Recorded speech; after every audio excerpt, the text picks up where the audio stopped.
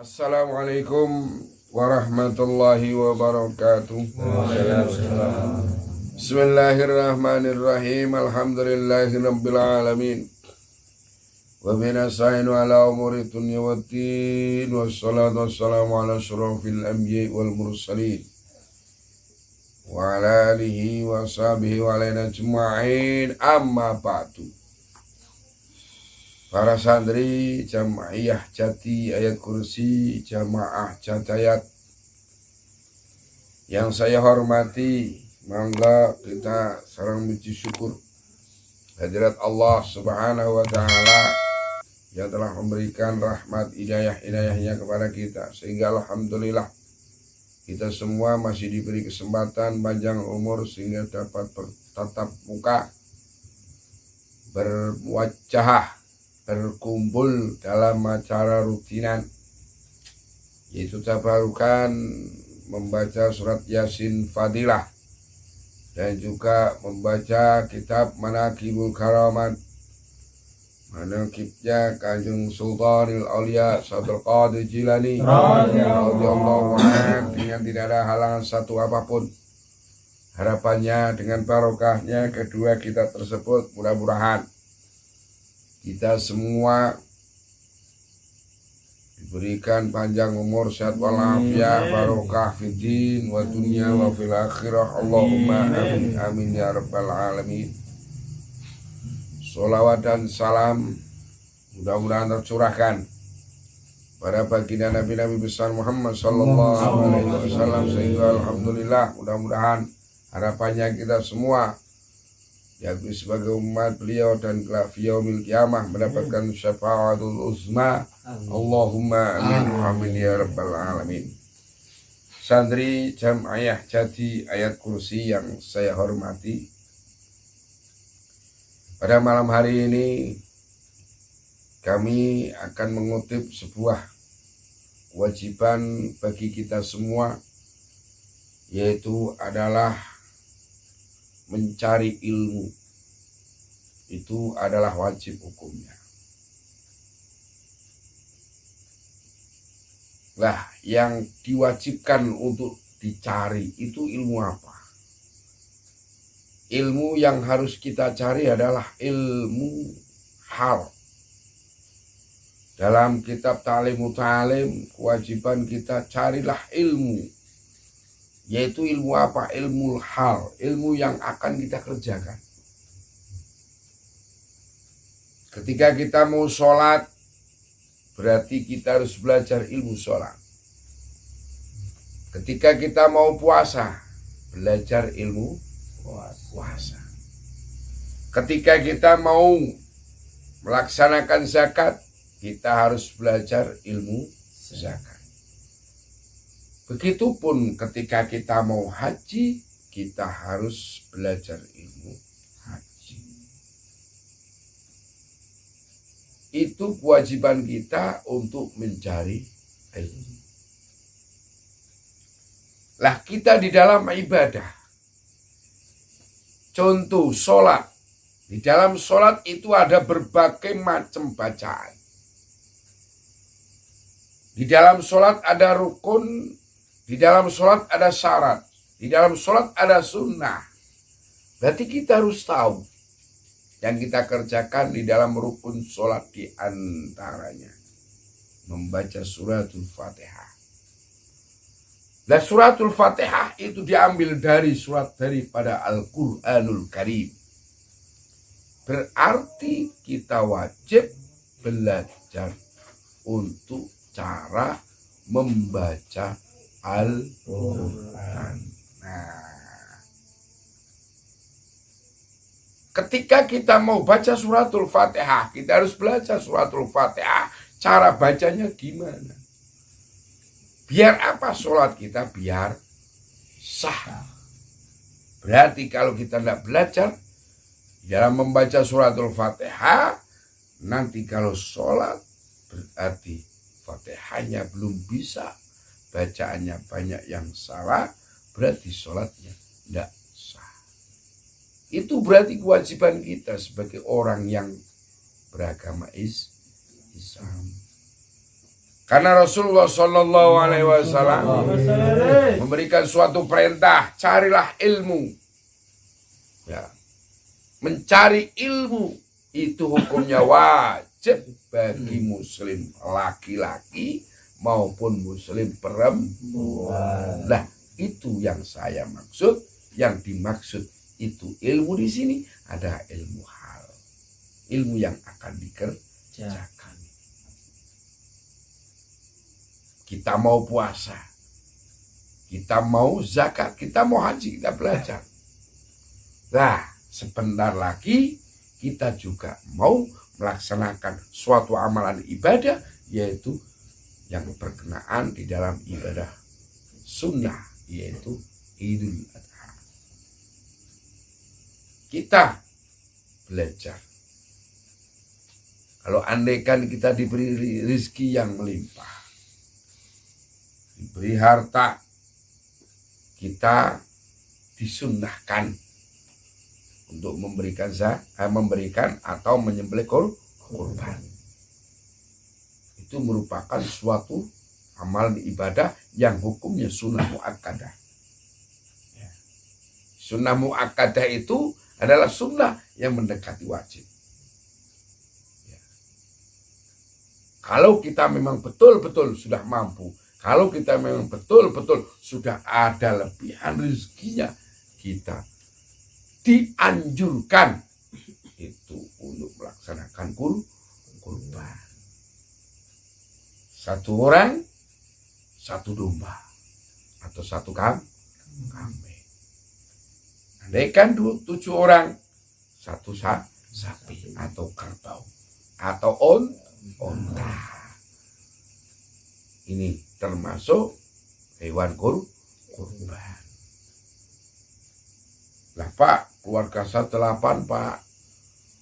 Anak sapi kan 7 lah, siji pripun Pak? Yo ngguban siane. Munggah sapi kan ketok rada dhuwur sithik ya. Ngantuk kake wedhus sering rada cilik. Ya ora, ana nggo diglike munggah ring sapi kuwi kaya ngono. Dadine 8 lumayan. Nek munggah kabeh 8-ne, bisa gendong. Dadine sapi siji wedhus siji keluargane krana ana 8. Iku nek cara Islam kan kaya ngono. Ora yo 7, 8 tanggung, yo ora apa-apa bayi sik cilik misale. Yo ora kena, tetep itu tambah siji krana ana 8 walaupun masih kecil takrane sama saja. Nah, ini. Lah ketika kita korban, apakah boleh kita makan daging korbannya? Boleh. Jangan khawatir, ya. Jadi kita boleh, makanya kita belajar. Mek ojo salah kaprah.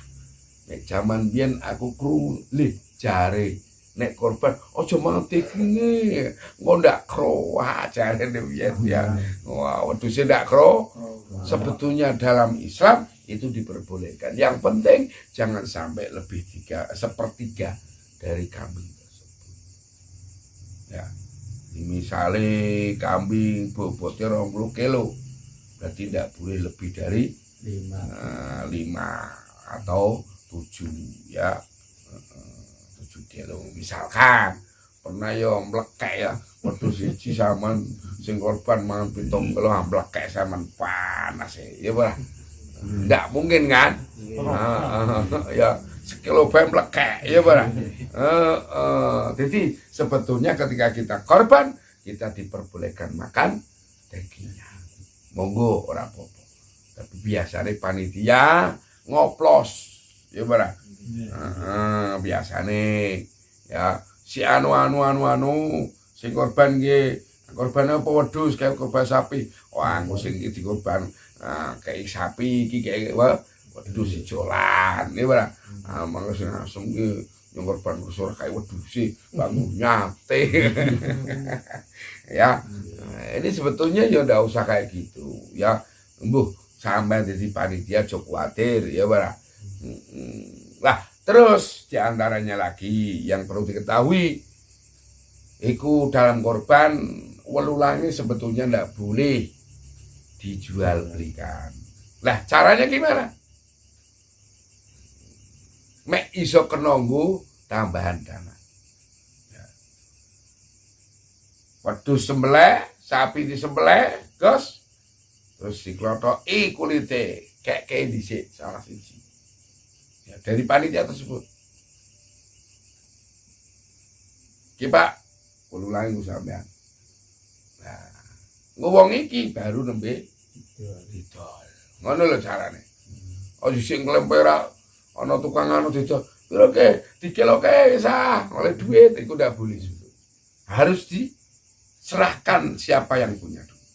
Karena yang namanya akad jual beli ada penjual, ada pembeli.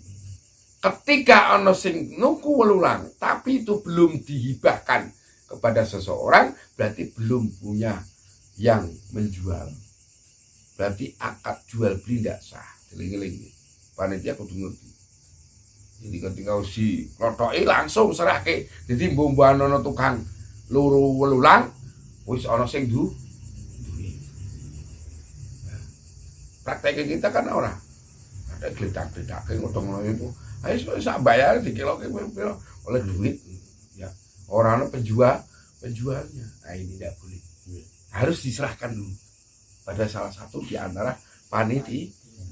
Tapi kudu dirembuk dhisik. Ngopanitia ke alhamdulillah ono ulang sapi loro, wedhus iki didol dhewe, duite disak dhewe aku karane panitia sempur kowe. Ya ora.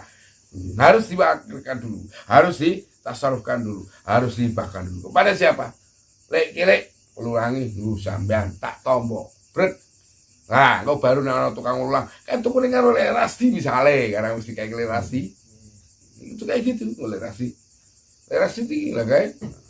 Ya, ulang didol piro kilone piro? Di kilo ditimbang oleh semene duite tambane Lek Rasdi misale contoh. Lah engko Lek Rasdi ini hibahke maneh. Duite mau ke panitia, tak hibahke ring panitia nggo kebutuhan konsumsi dan lain-lain. Intinya itulah yang namanya jual beli tapi diperbolehkan. Yang tidak diperbolehkan itu misalkan sampai nang omahe dhewe misale iki ya nyebleh dhewe iki. Ana apa? Sampeyan adol ora kena sing korban. Kudu ditasaruf iki. Ya, bu anake, bu bojone kok sing adol anake utawa bojo. Nah, itu kayak gitu. Ya, ndak boleh langsung kamu sebagai ya yang korban tidak boleh menjual itu welulang ya, eling-eling ya, kudu diserahkan dulu, dihibahkan dulu ya. Jadi Islam itu sebetulnya udah ada aturan ya, makanya kita harus belajar. Itu tujuannya ojo semrawut asang lakon itu. Karena apa? Dalam Islam biasa nih ya, iku nek ora dipelajari ketoke angel. Ya, ketoke sulit dan itu mungkin banyak yang melanggar. Tapi kalau kita pelajari itu banyak sekali hukum sing sak benere jarene ora oleh, tapi ternyata nantinya bisa boleh kalau dengan cara yang dipelajarinya. Contoh, menjual sesuatu yang diharamkan. Apa? Tembelek. Itu haram kan? Orang kena pangan. Najis kan? Itu haram, tidak boleh untuk dijual. Tapi petani butuh. Nah, ini kan. Nah, caranya boleh. Petani le. Ketembelek kandangnya nyong kae rusiane. Dari segi kabeh. Tapi nya tupai duit, saya duit kandang tupai duit jale kok ngono carane. Nah, sing ngerti guyon, yo sing resiko yo sing kon ngupai. Tapi kan itu harus pakai akad seperti itu, ya. Harus pakai apa? Akad yang seperti itu biar tidak ada yang namanya jual beli, ya. Jadi modele iku nek cara nang kitab iku ijolan. Jadi sing petani kuwi ngresiki kandang ayam, sing duwe kandang ayam dijoli kae duit. Tapi ora kena regani. sakwene surga harus juta. Ojo ora kena. Berarti waduh dedene kayak jual beli ya. Itu caranya kayak gitu. Ya. Nah, ini. Jadi Islam kalau kita pelajari luar biasa. Gampang kabeh. Ya. Ora beda kaya dol tinuku yang tidak diperbolehkan. Ada 2 harga. Ini juga tidak boleh. Contoh, betul kami. Nek tempo 75.000. Nek kontan saya katakan itu tidak boleh loh. Ini termasuk pakai pelajaran. Tapi praktek. Ya, lah prakteknya kira-kira 75. Lah kontan orang apa 75. Nggak sama tahu baik. Oh no, tak bonusi kan lho. Jadi dibayar 70.000, dibeleke 20.000 berhubung sampean kontan, tak bonusi 20. Nah, itu caranya kayak gitu. Jangan dikasih 2 harga. Itu tidak boleh. Inilah yang namanya ilmu. Ya, maka dari itu kita wajib mencari ilmu yang akan kita kerjakan. Ketika kita mau mengerjakan sesuatu harus belajar.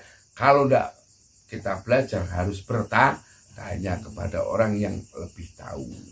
Mudah-mudahan apa yang telah saya sampaikan tadi kita akan lebih giat lagi untuk mencari ilmu lagi sehingga kita akan mendapat ilmu yang lebih banyak lagi dan mudah-mudahan ilmu itu bermanfaat bagi kita semua. Allahumma amin ya rabbal alamin. Akhirnya akhir kata ihdinas siratal mustaqim wa billahi taufiq wal hidayah. Assalamualaikum warahmatullahi wabarakatuh. Waalaikumsalam warahmatullahi wabarakatuh.